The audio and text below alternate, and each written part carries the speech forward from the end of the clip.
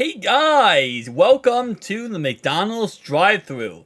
Today we have some great options for you. Starting off right away, we have Teddy K, Cordell Volson, Alex Kappa, Elena Brown, and Jonah Williams as our brand new hires. All of these guys will be working your daily drive-thru every single day from now on. Yeah. Wow. I didn't know what the grades were going to be like going into this. But, Orlando Brown, actually, I was going to complain on Jonah Williams here with his 22.2 or his 10.42 pass rushing give up yesterday. But instead, I have to simply give up the fact that Orlando Brown hit a 12.5%. 12.5. Let's talk about it. So it's clear last time we played the Steelers that offensive line was not the greatest, okay? Teddy K only had 77.7. Alex Kappa 77.5. Cordell Volson 65.2. But at least 3 of our linemen, interestingly enough, was able to at least do something. Or inside of our offensive line was competent enough to not get destroyed every single play. Simply was not the case in this game versus them yesterday. Complete opposite, actually. And I'm going to go ahead and take away this picture real fast. I know I love this drive-thru too, but I want to go ahead and show you guys the Colts game here, and I was blocking the Colts game. So, yesterday, offensive line, best offensive lineman of the day was our center, Teddy K, at a 59.6. Which, is that the worst of the whole entire season for him? Let me see. Is that, like, the worst? Let's see. No, he hit a 37.3 versus the Browns, which did not start off the season correctly. 41.7 versus the Rams. 39.8 versus the Seahawks. And he hit a 58.6 versus the Titans. Oh, and let me not forget. No. That's the worst. Okay. So this is not the worst he's done all year, but it's definitely up there. It's actually 5th worst of the whole entire year. Cordell Volson, who we have trashed many times on this channel for his lack of success this year. And when I say lack of success, guys, week 1, worst. 2, the worst offensive lineman. Week 3, worst offensive lineman. Week 4, second worst. Week 5, worst offensive lineman. Week 6, he actually did pretty good against Seahawks. He had a bye week. Second worst offensive lineman. Second worst offensive lineman. Did serviceable. Worst offensive lineman. Third worst offensive lineman. Second worst offensive lineman. And then he's actually been pretty good the last couple weeks. I gave him credit last video saying I was wrong to trash him and bash him as much as I did, because I said that, you know what, maybe he does have it in him. Maybe. Nonetheless, though, this was his second. He finished at the second best offensive lineman. It's not saying much when you come in with a 59.1 and a 6.25% of the time he was giving up a guy going right through him. Again, to my point of McDonald's. This was our offensive line last night. The only difference is the ice cream machine wasn't broken and we could actually be effective in that way of allowing the sack to happen. It was an interesting joke. It was a joke I'm kind of tired of telling. Kappa, a 55.5, also a 6.25%, allowing pass rushers to get right through him. Orlando Brown, 44.6, with a 12.5%. I didn't know that was possible. No, I kind of did. The only person who's ever had this high of a number, was Orlando Brown back in week 10, where he allowed a 15.7. I made a joke week 1 of this season.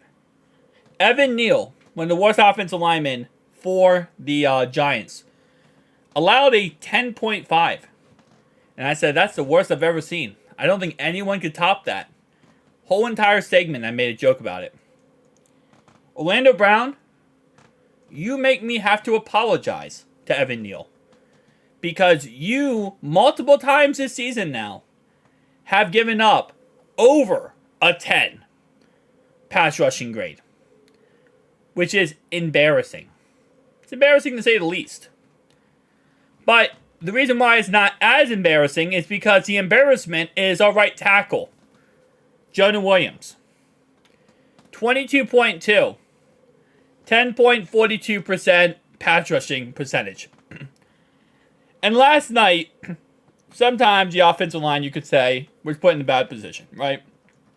Maybe, the quarterback holds the ball on too long. He's sitting back there. He just won't throw the ball, and he's taking unnecessary sacks. Whatever. Last night, we were getting that ball out. When we did call our plays, very quickly. There was no excuse last night. You could say the play calling sucked, and it wasn't the greatest. But this is why we kept calling screen passes. Because we didn't trust to leave our quarterback back there in the pocket and let him eat. Excuse me. Going into this game, the biggest thing we talked about, right? Number one thing. Steelers secondary is not good. They have a lot of problems. They have a lot of issues. That's what we kept talking about. Said the way you're going to beat them in this game is to dissect their secondary. Throw the ball down the field. Get the ball down the field. Well, obviously, we don't see every single offensive line play. And clearly, Zach Taylor and Jake Browning and everyone else did on the Bengals sideline because there's a clear as day why we didn't go deep in that game. We didn't go deep because of the all red you see on your screen. And no, surprisingly enough, this is not just because it's Christmas colors. The offensive line decided that it was Christmas, so let's just make it all red because last 2 weeks were all green. And, red and green, Christmas color theme, so let's go ahead and make it all red. They were the Grinch that stole Christmas. They stole our Christmas. That's what I said before. Cheeto said earlier that, he felt like he is fully to blame for our loss. Cheeto, it's not your fault we lost this game. Fully. It is your fault, partially. It is the offensive line's fault, partially. It is missed throws by Jake Browning. It's poor play calling by our head coach, Zach Taylor. It is awful defense in general by our defense last night. And it's poor tackling. And it's Lou's fault, too, for play calling. It's every single perspective of the game. Listen, I said this back when we lost to the Titans. And I never thought I had to say this again. And I was really hoping I never had to. There is nothing positive to take out this game. Okay? There is nothing you look at losing this game and saying, okay, well, this is what we could take away from it. Because there is nothing that you could possibly take away. It's all negativity. We got destroyed in every front of this game. And you say, well, what do we do moving forward, right? Because we still have 2 games left. I know everyone's given up on the season. It's over. We'll stop trying. Let's just lose, and hopefully something good happens, like with draft pick, which we can't really go any higher than 17. But let's just lose and just give up. And I get that. I get that perspective. But that's not how teams work. It's not just how players work. Every team and player is going to try their best to go out there and contribute and play at a high level. Because, again, a lot of these guys are on contract here, Cheeto's on the contract here. So if Cheeto could have the last 2 games, he can go out there and have 2 pick sixes in both games and look like a top 10 player. It's usually how the football works is everything is what have you done for me recently, right? The most recent thing you done, you are considered the best player. So if your most recent, 120 plays the last 2 weeks of the season is you getting picks and looking like shutdown corner, and everyone is talking about you, and then we miss the playoffs, so then the only thing in this offseason talking about Cheeto is, Cheeto looking at shutdown corner, then Cheeto's going to try to do that, right? If Cheeto's the guy who picks off Patrick Mahomes 3 times in the game, then Cheeto's going to be known as one of the best players when he hits free agency. It's just how it works. So you're going to have these guys now who are playing the next 2 weeks who are playing on contract year, a lot of these guys, who are going to be playing just so they can get a contract somewhere else. So, to the idea of, well, we should have tanked, we should have lost, that's just not how football works. I know fans want teams to tank, they do. Players and coaches do not. Because a coach that tanks the season is no longer a coach for that team. You know, if you're my coach and you tank the season and you lose and you go 2-15, chances are you're probably not coming back next year. So, it is what it is, again, like I said, at the end of the day. But we're going to have to definitely rehaul this offensive line this offseason. And it sucks to say this because... No, I mean, again, like I said, when I say rehaul, I mean, you got to get a new right tackle. You got to get a new left guard. But Kappa, you're not going to get rid of. You have him on a contract. You just got Orlando Brown. You're not getting rid of him. Teddy K's on the contract. The reason why I'm so stingy about this, because I said this before, and I still stand behind my point. You know, it is also Frank Pollock. It's Frank Pollock. It's bad execution on the offensive line. But it's also the system of the offensive line, that the coaching staff. So, I think what we need to do when I say rehaul, and I want to preface this because I think somebody's going to get confused and misunderstand me. We're going to fire Frank Pollock. We're going to fire him. We got to get somebody in there that can do the damn job and work with this offensive line. We're going to draft the right tackle in the first round. Replace Jonah Williams, get his ass out of town. Then what we're going to do is we need to go ahead and figure out that left guard position. If you truly believe Cordell Volson is the guy, then please, for the love of everything, just get somebody else too. Just have 2 players at left guard position. Could be a young guy, you could draft somebody, you could get someone in free agency. Just have competition that can play through the preseason and potentially take over that job. Teddy K, I think, can be very serviceable if everything around him works. I think Orlando Brown can be serviceable if everything around him works. We need to figure those key positions, left guard and right tackle. We can't go into next season looking the same we did this season for offensive line play. We can't. Now, again, we're going to have Joe out there next season and obviously Jamar, and that's going to help out a lot, right? Because you can get the ball out quicker and the offensive line looks better. But if we want to repeat the same season we're doing this year, then don't change the offensive line. But if you want to actually change something and go win a Super Bowl, this offensive line crap needs to be addressed. And it needs to be addressed at the root of Frank Pollock and go straight down from there. It's a pecking order. Number 1, Frank Pollock.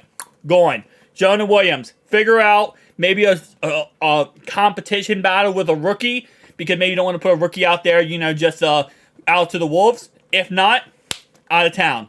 Number 3, Cordell Volson, out of town, or competition battle somebody else.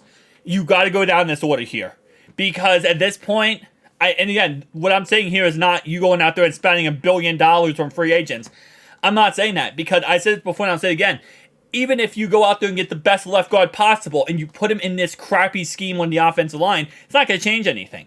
It's like you putting makeup on a pig. It's not going to change anything by doing that. You're just going to have the same exact results because you have a problem systematically with the coaching staff, and it trickles down, right? So you have to figure those things out. So you have to, yes, again, get an upgrade at left guard, but you have to also cut off the, I won't say bacteria, but you have to cut off the parasite that's causing the problem at left guard too. Frank Pollock, out of town. Get somebody in there who knows what they're doing. You have to, dissect this. You can't go just simply one guy. You have to dissect it, figure out what the root problem is, and then go on from there. So again, like I said, this offseason, we have to figure this crap out. Because Joe is down with injury. He's out for the season. We have so many players out for the season. It's not all offensive line fault. But at the end of the day, it all is a problem. When they say one bad apple spoils a bunch, the offensive line is the root cause. It's the root building block of any team. The offensive line lets you run the ball, throw the ball. Root building block. Defensive line, root building block. Linebacking core. It all works in unison. And if you have one that's crap, you're not going to get the job done. And these grades this year so far are absolutely unacceptable. They are absolutely unacceptable. To say that against the Bills, this is our offensive line play our best lineman's a 61.2 is a joke. You can't win like that. We won that game, but you can't win like that. Thank you guys for watching.